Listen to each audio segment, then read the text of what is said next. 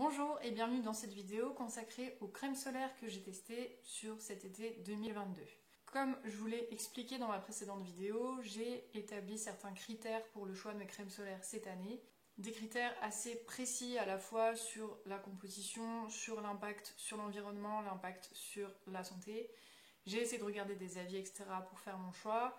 Je vous avais donc dit dans cette précédente vidéo que je vous invitais à aller voir, je vous la mets en barre d'infos si vous voulez plus d'infos sur le pourquoi du comment j'ai choisi ces deux crèmes là, que j'avais choisi donc la crème solaire Sun 30 Madara. Donc le tube est un peu défoncé parce que là on est à la fin de l'été et voilà, je l'ai bien utilisé, je l'ai même terminé, donc je vais pouvoir vous faire un retour complet. Et la crème solaire des laboratoires Biarritz teintée pour le visage en teinte beige. Donc voilà, dans cette vidéo, je vais vous présenter ces deux crèmes et mon avis sur les conditions d'utilisation et l'efficacité, etc. Donc je vais commencer par la crème solaire des laboratoires Biarritz en version teintée. Donc l'année dernière, je vous avais fait une vidéo entière sur la crème solaire des laboratoires Biarritz SPF 30 visage et corps, je vous la remets en barre d'infos si vous voulez la voir. Et donc pour celle-ci, on est sur un flacon pompe, donc sur un format de 50 ml. Qui est du coup beaucoup plus petit et vraiment là, vraiment spécifique pour le visage. Comme je vous l'ai dit, je l'ai choisi en teinte beige et alors par rapport à la teinte, au choix de la teinte, je pense que c'est vraiment pas mal pour la vie de tous les jours, pour moi, pour ma carnation. En revanche, en plein été, quand on commence à bronzer, elle est presque pas assez forte. C'est-à-dire qu'il y a des moments où je la mettais, j'avais l'impression que ça me faisait le teint un petit peu plus blafard que mon teint naturel bronzé. Donc si je devais la reprendre pour partir comme ça en vacances en été, peut-être que je prendrais plutôt la teinte du dessus, qui est la teinte gold, je crois. En tout cas, pour la vie de tous les jours, pour une protection, si vous cherchez une protection plus au quotidien, etc., que vous avez un teint clair qui bronze un peu, la teinte beige est bien. Elle convenait aussi à peu près de la même façon à mon copain, qui est blond aux yeux bleus, avec tendance à bronzer doré, pour dire un peu les types de peau, les carnations pour lesquelles cette crème convient. Alors, au niveau du parfum, j'ai un petit peu mieux aimé que le parfum de la crème solaire visage et corps que j'avais testé l'année dernière de la même marque. C'est assez subtil, ils disent que c'est un parfum de vanille d'origine naturelle.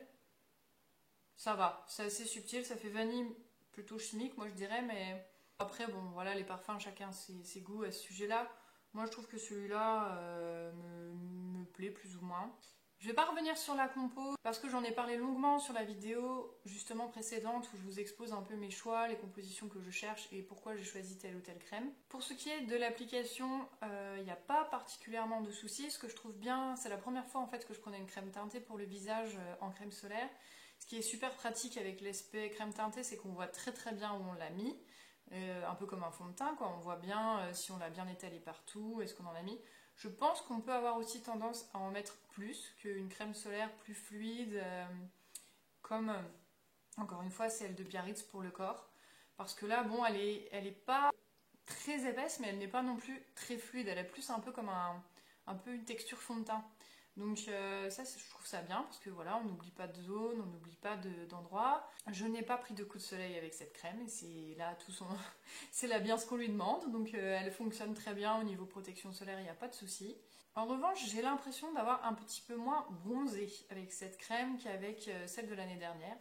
Je ne sais pas pourquoi, c'est une impression, mais je pense vraiment que j'ai moins bronzé avec cette crème. Je pense qu'elle fonctionne très bien. Peut-être même que j'ai pris le SPF 30. Peut-être même parfois, je sais que les crèmes solaires sont un petit peu sous-évaluées par rapport au SPF et que parfois un SPF 30 protège limite comme un SPF 50. Je sais aussi que le SPF n'est pas vraiment censé changer si on bronze beaucoup ou pas. En tout cas, voilà, l'impression que j'en ai eue, c'est que je n'ai pas j'ai moins bronzé du visage avec cette crème-là. Par contre, au niveau du packaging, ils disent qu'elle hydrate, matifie, sublime le teint, prévient le vieillissement. Pour ce qui est de l'aspect matifiant, franchement, je suis pas d'accord. Je trouve que... Alors moi, il faut dire que je travaille pas mon teint. Je mets pas de poudre matifiante, je mets rien du tout. Je mets juste cette crème solaire, point barre. Et je trouve que le rendu faisait un petit peu... mon chéri a dit poupée de cire, quoi. Donc ça vous donne un peu, ça vous donne un peu un aperçu. Mais ça se voyait un peu, ça faisait un petit peu brillant, quoi. Un petit peu brillant, un petit peu visage pas huilé, mais ah, ça se voyait quand même qu'il y avait une crème sur le visage. Après, moi en vacances, je suis vraiment pas très exigeante sur mon teint, etc. De toute façon, après, il y a la transpiration, les baignades, etc. Ça s'en va, ça revient. Enfin bref, je suis pas. Voilà, de toute façon, je me maquille pas au-dessus, je mets pas de blush, je mets pas de poudre, je mets rien du tout. Mais effectivement, si vous voulez mettre pour la vie de tous les jours et vous maquillez bien, ou pour une soirée ou j'en sais rien, je pense qu'il faut la travailler derrière avec peut-être des poudres matifiantes, poudrées, etc. Là, l'aspect matifiant pour moi n'y est pas. Et du coup, l'aspect naturel, bof, je trouve qu'elle elle n'a pas rendu super naturelle, quoi. On voit quand même qu'on a une crème teintée sur le visage.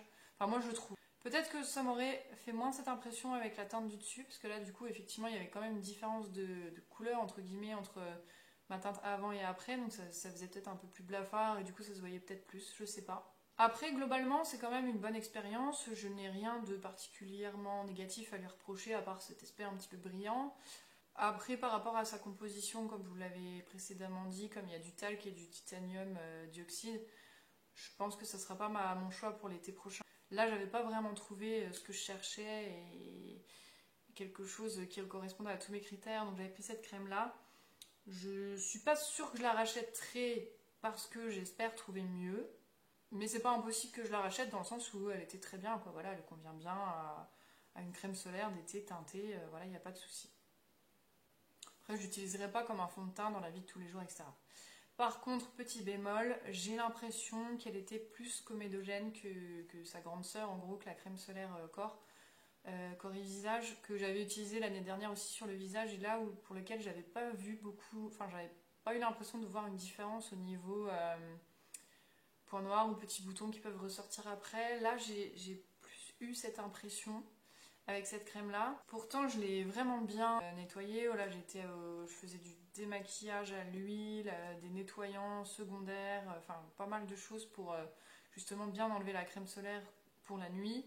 Mais voilà, j'ai l'impression qu'elle est peut-être un petit peu comédogène. Donc voilà, globalement, il y a quelques petits points négatifs et pas mal de points positifs quand même globalement sur cette crème.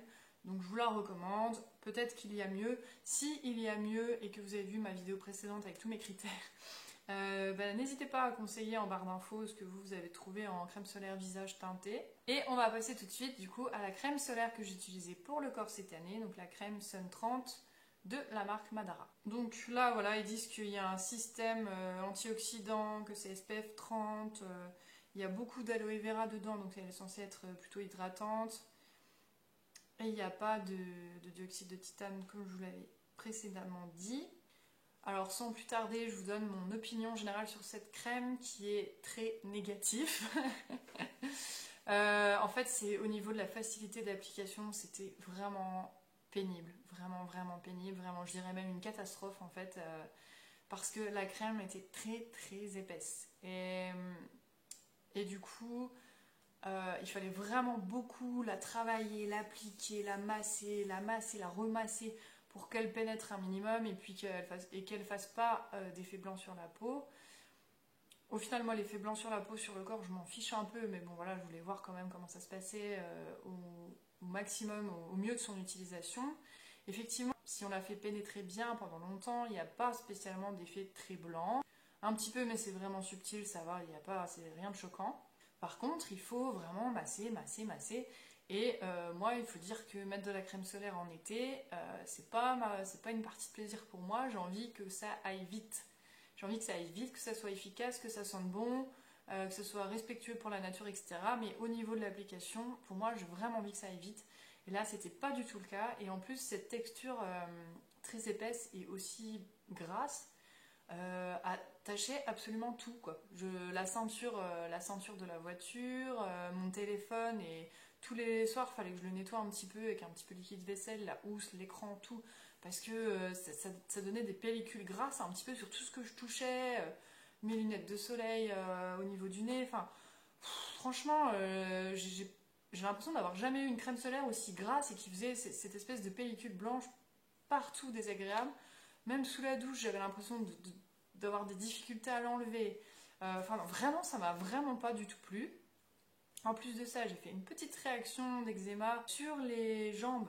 Je ne sais pas si ça vient de cette crème-là ou si ça vient peut-être de la literie. Voilà, je suis allergique aux acariens, donc souvent en vacances, ça arrive que je fasse des réactions allergiques à des plaques d'eczéma ou quoi à cause de la literie, parce que c'est rarement des literies anti-acariens. Bref, je sais pas, j'accuse pas la crème solaire de cette réaction, je suis pas sûre à 100% que c'est ça. Ça se peut que non. Mais voilà, globalement, il y a en gros rien qui allait. L'année dernière, j'ai pas fait d'eczéma par exemple, pour vous donner un exemple comparatif. Et puis, je l'ai pas trouvé si hydratante que ça. J'ai pas senti ma peau beaucoup plus jolie, beaucoup plus hydratée, etc. Par contre, pour ce qui est de l'efficacité, aucun souci. Je n'ai pas pris de coup de soleil avec cette crème, sauf une fois où c'est ma faute parce que je n'en ai pas remis plusieurs fois dans la journée, etc. après m'être baignée. Donc globalement, elle protège très bien, il n'y a pas de souci là-dessus. Mais voilà, le confort d'utilisation n'y est pas du tout pour moi. Non plus l'odeur. L'odeur, je sais pas si ça sent encore. Ça sent un peu ça sent la crème solaire, mais une odeur un peu vanille, chimique. J'en sais rien, très difficile à décrire. Que je qualifierais d'un petit peu écœurante. J'ai pas vraiment apprécié cette odeur. Mon copain non plus. Mais voilà, c'était vraiment pas une réussite du tout, cette crème solaire. Et clairement, c'est un gros flop. Je la rachèterai pas, ça c'est sûr et certain. Il y a des choses très bien dans la gamme de cosmétiques Madara, mais alors cette crème solaire, je la conseille vraiment pas. Je dirais même que ça fait longtemps que je n'avais pas eu une crème solaire que j'ai autant détestée. C'est horrible, hein, mais voilà, c'est comme ça. On peut pas tout aimer, tous les produits peuvent pas forcément être bons ou nous convenir ou quoi. Moi, au niveau application, franchement, c'était vraiment trop pénible. Puis si j'aime pas l'odeur, bon bah ça joue aussi forcément. Mais vraiment, devoir me masser le corps pendant 10 minutes au lieu de 2 avant de faire quoi que ce soit, parce que voilà, je suis en plein soleil, c'est l'été, machin. Non, ça allait pas. Donc voilà, en gros, je vous conseille pas du tout d'acheter cette crème-là. Et puis, par contre, pour ce qui est de la crème de laboratoire Biarritz pour le visage, pourquoi pas. Voilà, c'est terminé pour cette vidéo sur les crèmes solaires. J'ai pas mal de vidéos qui parlent de ce sujet-là, pour tout ce qui est crème solaire, bien sûr, minérale, bio, etc. J'ai fait une playlist, je vous la mets quelque part, si ça vous intéresse de creuser ce sujet. Et puis, si vous avez aimé cette vidéo et si vous découvrez ma chaîne, n'hésitez pas à aller voir les autres vidéos de la chaîne. Je parle beaucoup de cosmétiques bio, d'analyse de composition, etc. etc. N'hésitez pas aussi, bien sûr, à vous abonner pour encourager mon travail, à mettre des pouces en l'air pour encourager ma diffusion sur YouTube. Je vous remercie beaucoup d'avoir regardé cette vidéo jusqu'au bout et je vous dis au revoir et à bientôt.